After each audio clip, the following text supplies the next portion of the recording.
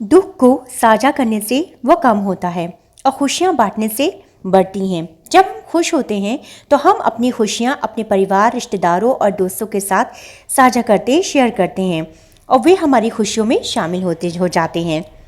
Hello, my YouTube family. I welcome to all of you on my YouTube channel. I'm your well-wisher, healer and your friend Shazia Khan.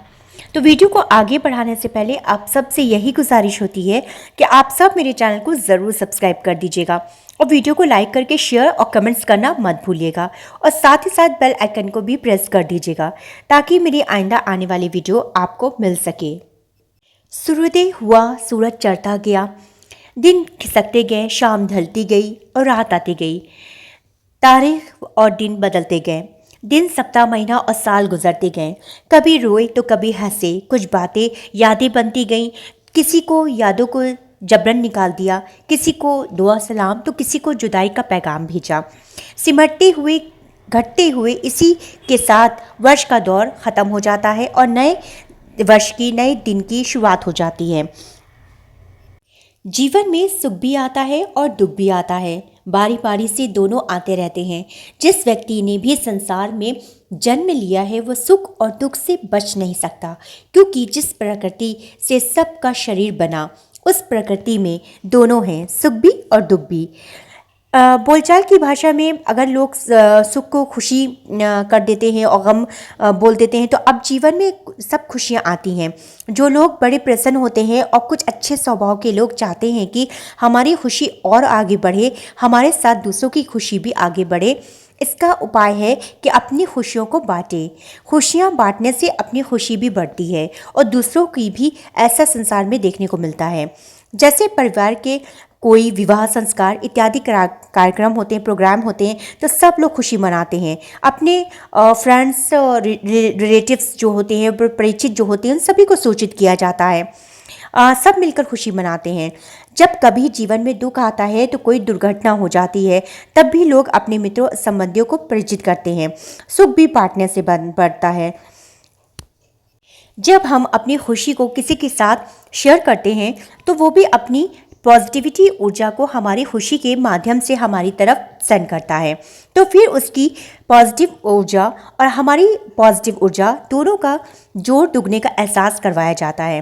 ठीक इसी प्रकार हम अपने दुख का वर्णन किसी से करते हैं तो हमारे माध्यम से उसके पास हम अपनी नकारात्मक ऊर्जा को भेज रहे हैं और वो हमारे दुख का अफसोस प्रकट करते हुए हमारी भेजी उस नकारात्मक ऊर्जा को शोषित करता है, तो आपका दुख आधा हो जाएगा।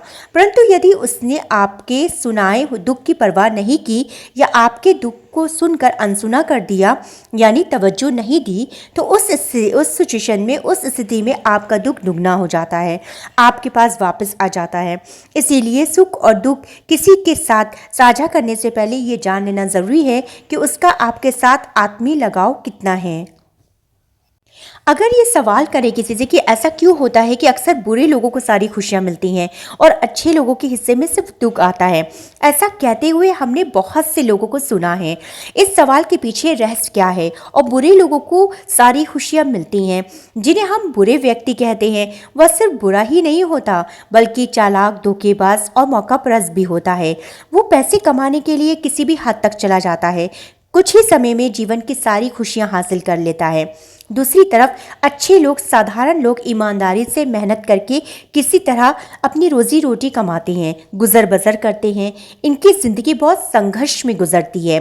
साधारण लोग, ईमानदार लोग बुरे काम करना पसंद नहीं करते, रिस्क लेना पसंद नहीं करते। इसलिए ईमानदार लोग ऐसा मानते हैं कि वह जीवन में सारी खुशियों को हासिल नहीं कर पाते हैं।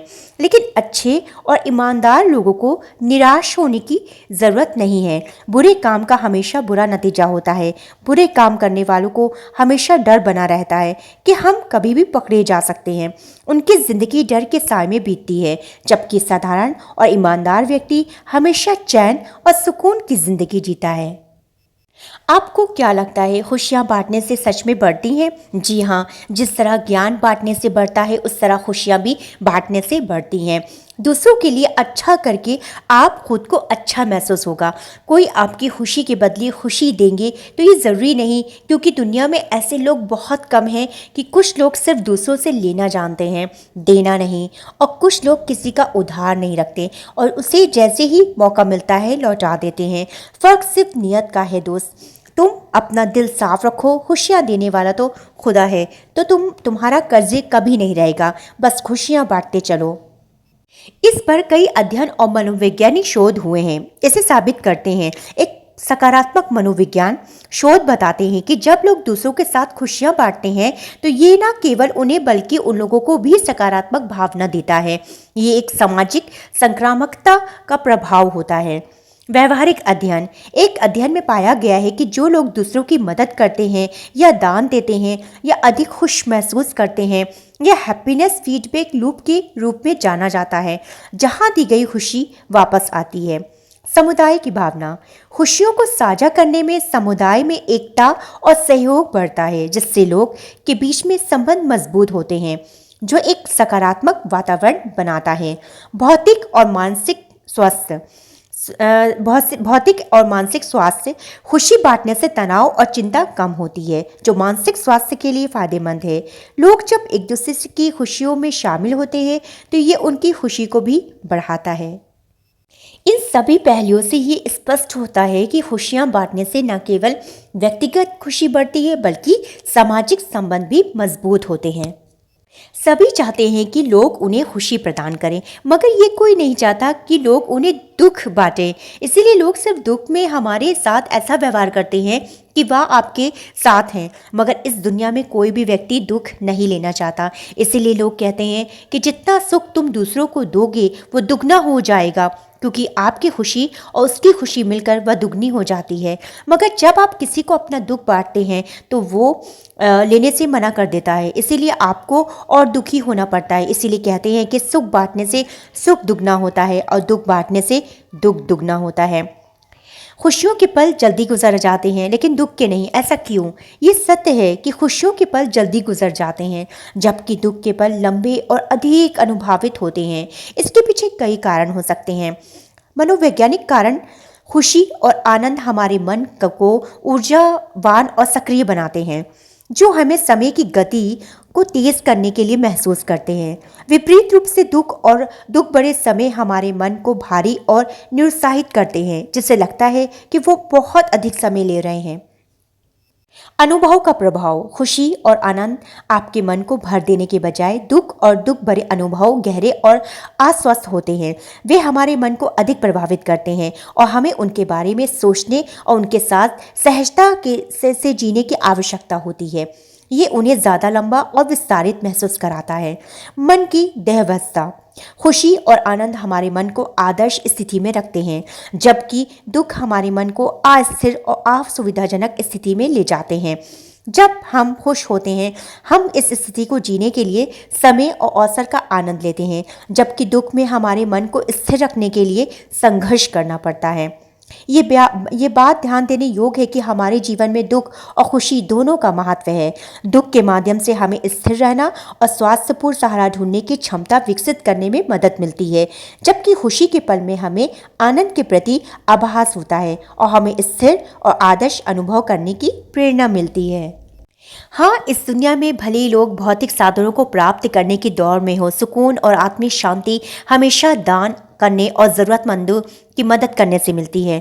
कड़ी धूप में सड़क पर काम कर रहे किसी मजदूर या मजबूर को सिर्फ एक गिलास ठंडा पानी पिलाकर देखिए। कचरे के ढेर में खाने बीनने वाले बच्चों को रोटी देकर देखिए। जाड़ों में ठिठुरते मंदिर के बाहर बैठे भिखारियों को अपने पुराने कपड़े, स्वेटर और अपना फटा कंबल देकर देखिए। किसी अनाथ बच्चे को 5 रुपए वाला बिस्किट का पैकेट देकर देखिए। अपनी छत पर मिट्टी के पास गिलहरी चिड़ियों के लिए पानी, चंद चावल के दाने रख कर देखिए। घर के बाहर पानी का छिड़काव करने की जगह एक बड़ी सी सीमेंट और प्लास्टिक की टंकी में आवारा कुत्तों और गायों के लिए पानी रख कर देखिए। आपके शरीर की ही नहीं, आत्मा को भी ठंडक मिल जाएगी। इनसे हर रोज़ कोई भी काम करें और आपको खुशियाँ बांट कर तो देखिए, वो खुशियाँ दुगनी आपको महसूस होगी। वो खुशी आप महसूस कर सकते हैं।